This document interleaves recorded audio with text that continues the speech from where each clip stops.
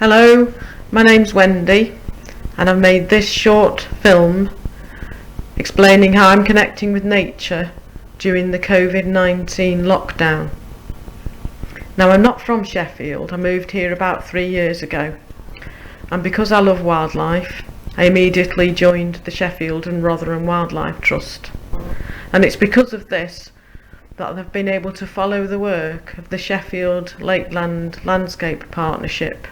And these photos are photos I've taken over the past 3 years when I've been enjoying exploring the area. You can see from the photographs it's an area of reservoirs, dry stone walls, woodlands, farmlands, rivers and moors.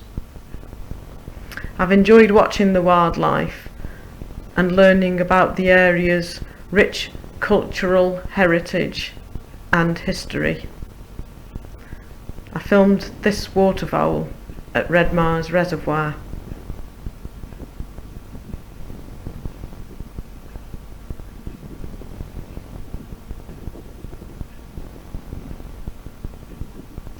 But due to the coronavirus, I'm now staying at home, and it's here that I'm exploring my garden and local landscape, and I'm enjoying this very much. And I'm also taking photographs, and these are all ones I've taken in the past few weeks.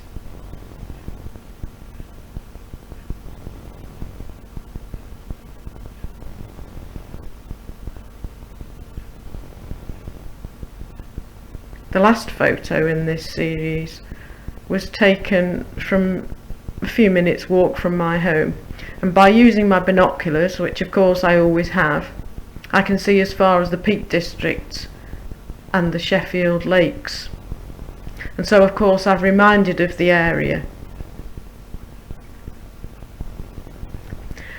And I'm sure I and many other wildlife lovers are really looking forward to going back there.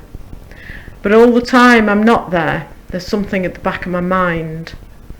And what it is that while there isn't a presence of amateur naturalists and bird watchers and people who understand nature and enjoy flowers and watch the butterflies, green hair streaks,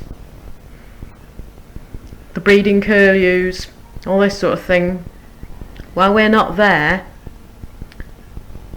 being present, I'm worried that as this area in the Sheffield Lakes and the moors west of Sheffield, which has got the reputation of being one of the worst places in the country for wildlife crime, and by this I'm talking about the illegal persecution of raptors, birds of prey.